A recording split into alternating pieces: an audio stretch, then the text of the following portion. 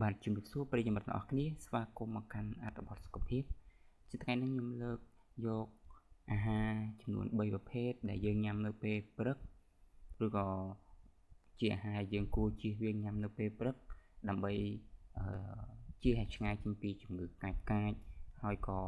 វាអាចជួយថែសម្រស់យើងឲ្យបានក្មេងជាងវ័យផងដែរអញ្ចឹងថាតើអាហារដែលយើងគួរញ៉ាំនិងមិនគួរញ៉ាំនៅពេលព្រឹកវាមានអីខ្លះអញ្ចឹងដូចយើងដឹងហើយថានៅពេលដែលយើងក្រោកពីគេងរាងកាយនិងខួរក្បាលរបស់យើងពិតជាត្រូវការថាមពលបន្ថែមណាដើម្បីឲ្យយើងមានកម្លាំងបន្តភារកិច្ចតទៀតអញ្ចឹងហេតុនេះហើយបានជាយើងមិនត្រូវមើលរំលងអាហារពេលព្រឹកទាំងអស់នេះឡើយដើម្បីឲ្យថាមពលរបស់យើងការគិតរបស់យើងហើយក៏វាជាផ្នែកមួយដែលជួយឲ្យកម្លាំងចិត្តឲ្យសម្រស់របស់យើងកាន់តែក្មេងជាងវ័យផងដែរអញ្ចឹងទី1អ្នកនរគ្នាត្រូវជៀសវាងញ៉ាំនំដូណាត់អញ្ចឹងនំដូណាត់យើងឃើញហើយមានច្រើនមែនទែនអញ្ចឹងតាមរយៈលោក Kate Patton ដែលជាអ្នកជំនាញផ្នែកចំណីអាហារនិងអាហាររូបត្ថម្ភនំដូណាត់ជាទូទៅវាមានចំនួនកាឡូរីចាប់ពី250ទៅ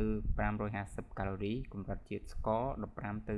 30ក្រាមក្នុងនំនីមួយៗកម្រិតជាតិស្ករដ៏ច្រើននេះធ្វើឲ្យរាងកាយអ្នកបញ្ចេញអាំងស៊ូលីនដើម្បីព្យាយាមសម្របខ្លួនហេតុនេះហើយការឡើងជាតិស្ករខ្ពស់ភ្លាមបែបនេះមិនល្អដល់សម្ពាធឈាមនោះទេការឡើងជាតិស្ករក៏លឿនចុះក៏លឿនដែលវាធ្វើឲ្យរាងកាយយើងពិបាកសម្របណាស់ហើយវាក៏នឹងធ្វើឲ្យយើងឆាប់ឃ្លានងាយញ៉ាំអីផ្ដេសផ្ដាសនិងធ្វើឲ្យយើងឡើងគីឡូពេលយើងជៀសវាងញ៉ាំនំដូណាត់នៅពេលព្រឹកវាធ្វើឲ្យស្បែកយើងស្រស់ថ្លាព្រោះយើងអត់មានគីឡូដែលត្រូវឡើងអញ្ចឹងមានវិជ្ជបណ្ឌិតច្រើនទៀតគាត់ក៏បានណែនាំដែរថាជាតិស្ករកែច្នៃធ្វើឲ្យស្បែកឆាប់ចាស់លឿនជាងមុនអញ្ចឹងអ្នកនរគ្នាគួរតែជៀសវាងញ៉ាំនំដូណាត់ឬក៏បើសិនមកអ្នកគ្នាត្រឡប់ញ៉ាំវាហើយគួរតែកាត់បន្ថយវាទៅ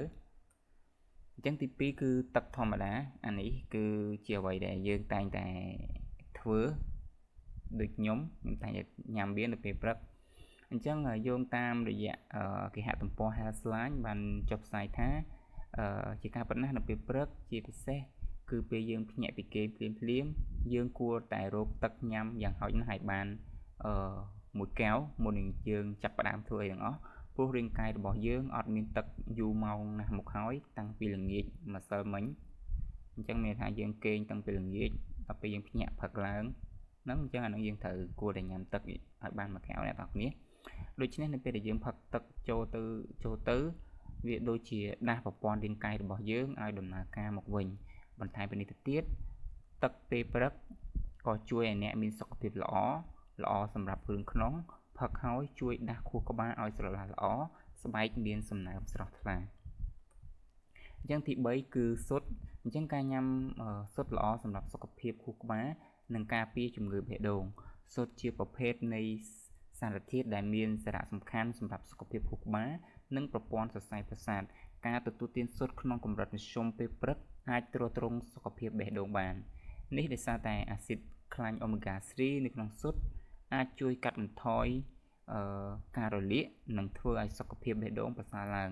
ហើយសារជាតិសេលេនីមនៅក្នុងស៊ុតជួយការពារការកកឈាមជំងឺដាច់សរសៃឈាមខួរក្បាលនិងកាំងបេះដូងអញ្ចឹងអានេះគឺជាអាហារទាំង3ប្រភេទដែលអ្នកនរគ្នា